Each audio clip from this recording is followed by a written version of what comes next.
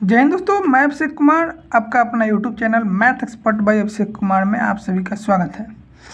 दोस्तों, इससे पिछला वीडियो में मैंने T ratio of some particular angle के बारे में आपको डिटेल में वीडियो बना दी है। दोस्तों, आज हम लोग इसके क्वेश्चन को करेंगे कि किस तरीके से T ratio of some particular angles के क्वेश्चन को हम लोग निकालते हैं, यानी वैल्यू को पुट करते हुए क्वेश्चन को निकालते हैं। दोस्तों, यहाँ पर ही हम लोग 5 क्वेश्चन को डील करने जा रहे हैं। दोस्तों, पहला क्वेश्चन हमारा है कि साइन 45 प्लस कॉस 45 का मान कितना होगा।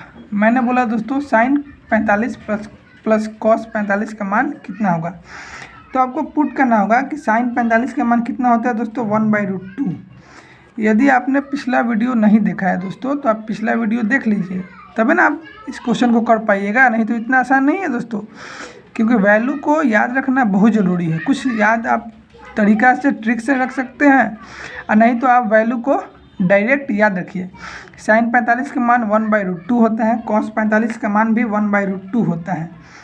√2 को एलसीएम लीजिएगा, यहाँ पर कितना आ गया 1 + 1, 1 + 1 2 हो जाएगा /√2। 2 को हम लोग क्या लिख सकते हैं दोस्तों, √2 × √2 लिख सकते हैं, और नीचे में √2, एक √2 से एक √2 कट जाएगा और हमारा आंसर √2 आ जाएगा। दोस्तों, ये पहला क्वेश्चन है। दोस्तों, ये क्वेश्चन नंबर 1 है, आंसर क्या आया √2। अगला क्वेश्चन दोस्तों, tan² 45 degree plus 3 sin² 60 degree. तो आप लोग इसको कैसे निकालिएगा दोस्तों। tan² 45 का मतलब आपको मालूम होना चाहिए कि tan 45 का मान कितना दिया हुआ है। tan 45 का मान कितना होता है दोस्तों, याद रखिएगा 1। देखिए दोस्तों, इसको एकदम याद रखिएगा कि tan 45 का मान tan 45 डिग्री का मान 1 होता है। तो 1 यानी tan² 45, तो 1 का स्क्वायर प्लस 3 × sin 60 का मान कितना होता है √3/2। होल स्क्वायर करना है, होल स्क्वायर कीजिए। यहाँ पर देखिए दोस्तों 1 + 3 दिया है इंटू √3 × √2 3 हो जाएगा, ये 2 का स्क्वायर 4 हो जाएगा। यहाँ पर कितना आ गया मेरा 1 + 3 × 3 9/4। यहाँ पर देखिए 4 और 9 13 हो जाएगा /4। ये हमारा सेकंड का आंसर हो गया। दोस्तों आपको वैल्यू याद रहेगा तो आप लोग आराम से बना पाइएगा, नहीं तो ये इतना संभव नहीं है। दोस्तों आगे देखिए sin² 60 degree minus sin² 30 degree के वैल्यू को निकालना है। दोस्तों किस तरीके से निकालिएगा, तो दोस्तों आपको मालूम होना चाहिए कि sin² 60 डिग्री यानी sin 60 का वैल्यू याद होना चाहिए कि √3/2 होता है, इसका स्क्वायर कीजिए, माइनस sin² 30 डिग्री का वैल्यू आपको मालूम होना चाहिए कि sin 30 का मान 1/2 होता है। दोस्तों 1/2 होता है, इसका स्क्वायर कीजिए। अगला देखिए √3/2 का स्क्वायर है यानी 3/4 हो जाएगा, माइनस 1/4 हो जाएगा। 4 को एलसीएम लीजिए दोस्तों, 3 - 1 क्या हो जाएगा 2/4 यानी 1/2 हो जाएगा हमारा राइट आंसर। दोस्तों देखिए दोस्तों, थोड़ी सी बारिश भी हो रही है, कोई दिक्कत की बात नहीं है। दोस्तों ध्यान दीजिए, sin² 60 degree minus sin² 30 degree के वैल्यू को किस तरीके से आप लोग निकालिएगा। दोस्तों मैंने बताया दोस्तों कि इसका वैल्यू क्या होगा। दोस्तों कैसे बताया मैंने बताया कि sin² 60 डिग्री को आप लोग लिखिए, यानी sin 60 डिग्री को लिखिए √3/2, √3/2 का होल स्क्वायर हो गया, माइनस sin 30 डिग्री 1/2 का होल स्क्वायर हो गया। इसको सॉल्व करते हुए हमारा आंसर 1/2 आ गया। अगला देखिए दोस्तों, cos 60 degree into cos 30 degree minus sin 60 into sin 30। तो देखिए cos 60 का मान कितना होता है, सबसे पहले आपको मालूम होना चाहिए कि cos 60 का मान कितना होता है। cos 60 का मान 1/2 होता है। दोस्तों 1/2 होता है।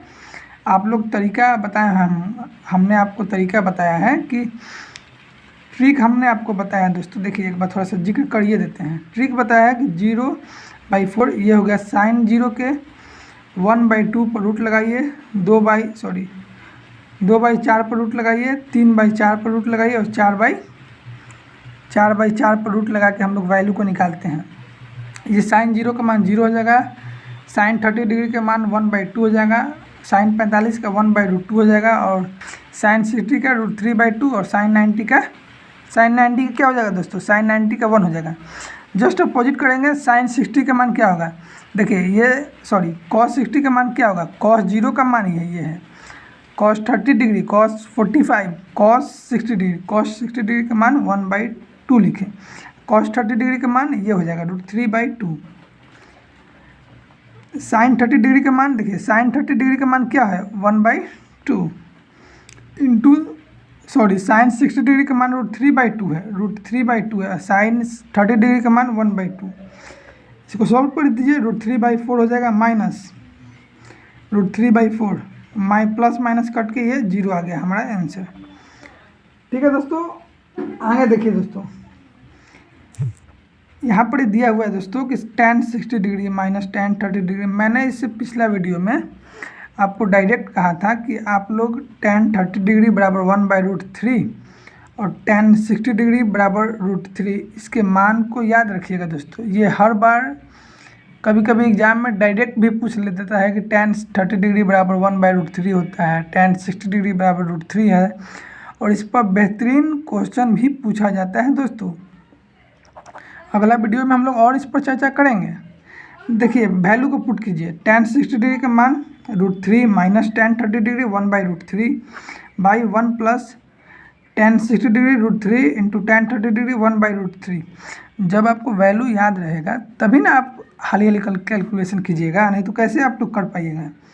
यहाँ से देखिए √3 हम लोग एलसीएम लेंगे तो ऊपर में क्या आ जाएगा 3 - 1 आ जाएगा। √3 एलसीएम लेंगे तो ऊपर में √3 आ जाएगा, प्लस क्या आएगा √3 ही आएगा दोस्तों। तो इसको हम लोग कैसे सॉल्व करेंगे दोस्तों, इसको हम लोग किस तरीके से सॉल्व करेंगे दोस्तों बताइए।